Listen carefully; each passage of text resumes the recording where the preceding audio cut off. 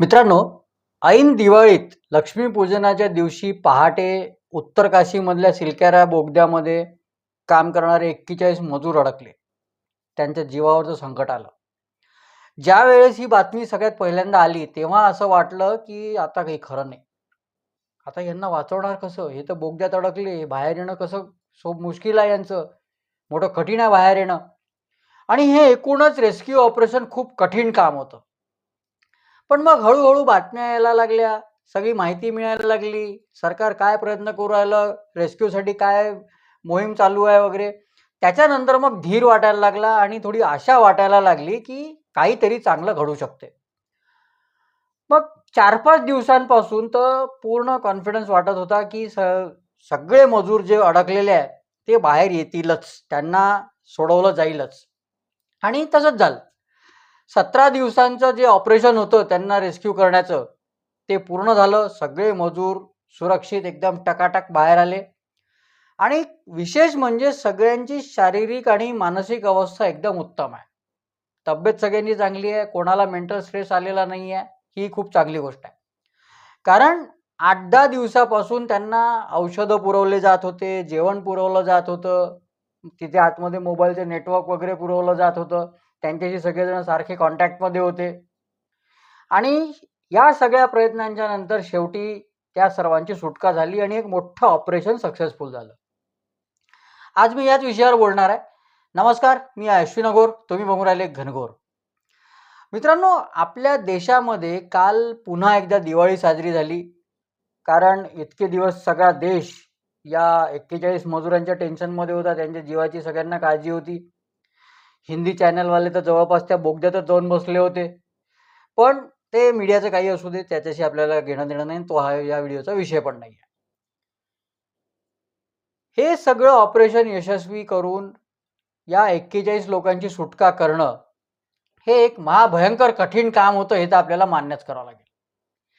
आपल्या देशातल्या सगळ्या एजन्सीज म्हणजे NDRF, army, BRO, NHIDC, DCA, electric supply department, water works या सगळ्यांनी मिळून आपलं योगदान त्या ऑपरेशनमध्ये तर दिलंच. शिवाय इतके दिवस ते सगळे दिवस म्हणजे इतके तिथल्या मजुरांना ताजं अन्न देत होते, फळं देत होते, पाणी देत होते, औषधं देत होते. हे सगळं याच लोकांनी केलं. तिथे आतमध्ये वीज पुरवली, इंटरनेट पुरवलं. कधी-कधी म्हणजे जे ड्रिलिंगचं काम सुरू होतं त्यांना बाहेर काढण्यासाठी ते कधी हॉरिझॉन्टल करत होते, कधी व्हर्टिकल करत होते. आणि ते ड्रिलिंग करणं म्हणजे मोठं कठीण काम होतं. त्याच्यात जास्त प्रेशर लागलं आणि समजा आणखीन कुठला पोर्शन कोसळला तर त्या मजुरांच्या जीवाला धोका होता. त्याची पण काळजी घेणं गरजेचं होतं की अजून काही कुठे पडझड होणार नाही, मजुरांच्या जीवाला काही होणार नाही. ही पूर्ण काळजी घेऊन ते सगळं रेस्क्यू ऑपरेशन सुरू होतं. आणि त्याचं तेच कारण आहे की या सगळ्या एकूण ऑपरेशनला इतका वेळ लागला. कारण आतमध्ये मजूर फसलेले असल्यामुळे आणि तिथे आतमध्ये काही आणखीन पडायला नको, त्याच्यासाठी त्याची काळजी घेण्यामुळे ते हळूहळू सगळं करावं लागत होतं. आता BROनी तिथे आत जायसाठी एका दिवसात 1100 वगैरे मीटरचा रस्ता पूर्ण केला. एका दिवसात 1100 मीटर रस्ता खोदून टाकला BROनी. तिथे जेव्हा हे खोदकाम चालू आहे, ड्रिलिंग चालू आहे, तेव्हा आणखीन काही कुठे पडझड व्हायला नको, आणखीन कुठे अपघात व्हायला नको, याच्यासाठी ONGCचे सायंटिस्ट तिथे सर्वे करत होते, सगळा अभ्यास करत होते. अमेरिकेतनं ते ऑगर मशीन बोलवलं. देशाच्या कानाकोपऱ्यातून जिथून मिळेल तिथून ड्रिलिंगचं साहित्य मागवलं. आता मध्येच ते खोदकाम करता करता ते मशीन तुटलं, ऑगर मशीन. मग ते दुरुस्त केलं. आणि विशेष म्हणजे हिमालयाच्या त्या एकूणच होस्टाईल क्लायमेटमध्ये कधी पाऊस तर कधी थंडी, या सगळ्या ह्याच्यामध्ये दिवस रात्र असे 17 दिवस हे काम सुरू होतं, 24 तास. अमेरिका, ऑस्ट्रेलिया इथले एक्सपर्ट्स बोलवले. या सगळ्या स्टोरीज तुम्ही पेपरमध्ये वाचल्या असतील, टी व्हीवर बघितल्या असतील. त्याच्यामुळे या सगळ्यांच्या डिटेल्समध्ये मी काही आता जाणार नाही. खरं म्हणजे हे जे ऑपरेशन झालं ही एक खूप चांगली केस स्टडी आहे. किंवा आजकालच्या भाषेत सांगायचं झालं तर याच्यावरती एक मस्त वेब सिरीज बनू शकते. लाईफ इन द टनल किंवा light at the end of the tunnel. म्हणजे 17 दिवस ते मजूर आतमध्ये कोंडलेले होते, त्यांचं तिथे कोंडलेलं राहणं आणि इकडे बाहेर त्यांच्या सुटकेसाठी चालू असलेले प्रयत्न. सरकारी यंत्रणा त्यांच्यासाठी प्रयत्न करून राहिल्या, त्यांना कॉन्ट्रॅक्ट करून राहिल्या, त्यांना खायला प्यायला औषध पाणी पुरवून राहिल्या. जे आत होते ते आणि जे बाहेर होते ते त्यांना सोडवण्याचा जे प्रयत्न करत होते ते दोघांचाही लढा थेट मृत्यूशी सुरू होता. आणि या लढ्यामध्ये 17 दिवसानंतर मृत्यू हारला, आयुष्य जिंकलं, माणुसकी जिंकली. मित्रांनो, 17 दिवस देश शांतपणे संयम ठेवून या सगळ्या ऑपरेशनकडे बघत होता. देशातल्या लोकांच्या मनामध्ये एक अशी आशा होती की काहीतरी चांगलं होऊन राहिलं, काहीतरी याच्यातनं चांगलं निघणार आहे, वाईट बातमी आपल्याला मिळणार नाहीये. पण आपलं कसं राहते, आपण आपल्या कामात बिझी असतो, त्याच्यामुळे आपल्याला सतत आपल्या डोक्यात तोच विचार राहत नाही, थोडं आपण त्याच्यापासून डिटॅच होऊ शकतो. पण त्या बोगद्यात अडकलेले जे 41 मजूर होते ते त्या 2-2.5 किलोमीटरच्या अंधाऱ्या पट्ट्यात कसे राहिले असतील, काय केलं असेल, आपण जगू की मरू काहीच सांगता येत नाही. त्यांच्या घरच्या लोकांना ते पुन्हा भेटू शकतील की नाही, बघू शकतील की नाही, त्यांची सुटका कधी होईल त्याला काही लिमिट नाही. म्हणजे आपण याच्यात मरूनच तर नाही जाणार, आपलं आयुष्य ह्याच्यातच तर संपून नाही जाणार, असे कितीतरी विचार त्यांच्या मनामध्ये येत असतील. त्यांना डिप्रेशन पण येत असेल, आलं असेल म्हणजे त्यांना डिप्रेशन, आणि याच्यामधनं ते एकमेकांशी वाद पण होत असतील, त्यांचे भांडणं पण होत असतील, तर कधी एकमेकांचा आधार वाटत असेल, मग ते भांडणं विसरून परत एकत्र येत असतील.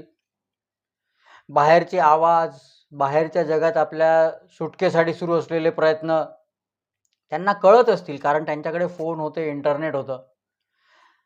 आणि त्याच्यातून मग आशा, संयम त्यांनी राखला असेल. म्हणजे हे सगळं इमॅजिनेशन झालं, असं घडलंही असू शकेल. पण त्यांचे हे 17 दिवस, त्यांच्या आयुष्यातले हे 17 दिवस खरोखर त्यांना आयुष्यभर लक्षात राहतील. आता या 41 मजुरांना सोडवलं, त्यांना सुखरूप बाहेर काढलं, ही तर मोठी कमाल आहेच. पण त्याच्यासोबतच मला जास्त कमाल ह्या गोष्टीची वाटते की बाहेर त्या 41 लोकांचे जे फॅमिलीज होत्या, कुटुंब होतं, त्यांच्या जवळचे जे माणसं होते, त्यांची किती कमाल आहे. त्यांनी एकही दिवस तमाशा केला नाही, कोणी जाऊन तिथे धरणा दिला नाही, कोणी तिथे जाऊन आंदोलन केलं नाही, कोणी पंतप्रधानांच्या तिथे PMO मध्ये जाऊन किंवा दिल्लीमध्ये किंवा कुठेच आंदोलन केलं नाही, आमच्या नातेवाईकांना आणा, माझ्या मुलाला आणा, माझ्या नवऱ्याला आणा, काही नाही. म्हणजे जिथे सगळे कॅमेरे होते, सगळी मीडिया होती, अशा वेळेस सिस्टीमला जर का शिव्या दिल्या, सरकारवरती टीका केली, आमच्यासाठी कोणीच काही करून नाही राहिलं, असे आरोप केले, तर प्रसिद्धी लगेच मिळते. पण तसं यांनी काहीही केलं नाही. सरकारचे जे प्रयत्न सुरू होते, सरकार जे करत होतं ते यांनाही दिसत होतं, आणि व्यवस्थेवर त्यांनी पूर्ण विश्वास ठेवला होता की काही झालं तरी आपल्या घरच्या लोकांना हे सिस्टीम, ही सगळी सरकारी यंत्रणा जी आहे ती सुखरूप बाहेर आणेल. त्याच्यामुळे कोणी तक्रार केली नाही का कोणी पॅनिक करत बसलं नाही. आता तुम्ही जरा कल्पना करा की जर का यांच्या जागी एखादा काही श्रीमंत लोक असते किंवा काही सेलिब्रिटी टाईपचे लोक असते आणि त्यांच्या जीवाला जर का धोका झाला असता, काही प्रॉब्लेम झाला असता, तर किती गोंधळ घातला असता. लगेच मीडियामध्ये चर्चा सुरू झाल्या असत्या, दिवस रात्र त्याच्यावर चर्चा केली असती, याचा बाईट घे त्याचा बाईट घे करत फिरत राहिले असते, कॅन्डल मार्च वगैरे काढला असता, कोर्टात केसेस फाईल झाल्या असत्या, त्या लोकांवर जे रेस्क्यू ऑपरेशन करून राहिले त्या एजन्सीजला पार्टी केलं असतं, त्यांना ऑपरेशन सोडून कोर्टात यावं लागलं असतं. आणि अशी काही घटना घडली की चॅनलवाले दांडेकर तर तयारच असतात TRP पिटायला. किती लहान गोष्ट झाली तरी गोंधळ घालायला सगळ्यात पुढे हे. तुम्हाला आठवत असेल, जेव्हा अटल बिहारी वाजपेयी पंतप्रधान होते तेव्हा एअर इंडियाच्या विमानाचं हायजॅक झालं होतं, तेव्हाची परिस्थिती कशी होती, किती हंगामा केला होता लोकांनी. त्या विमानात जे प्रवासी होते त्यांचे कुटुंबातले लोक आणि मीडियाने जो काही गोंधळ घातला होता तो तुम्हाला अजून आठवत असेल जर तुम्ही तो बघितला असेल तर. पण सुदैवाने यावेळेस असं काही झालं नाही.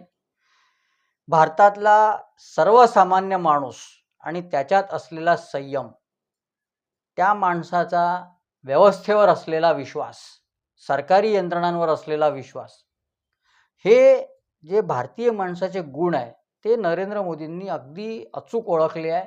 त्याच्यामुळे ते सर्वसामान्य लोकांपर्यंत पोहोचू शकतात, त्यांच्या मनापर्यंत पोहोचू शकतात.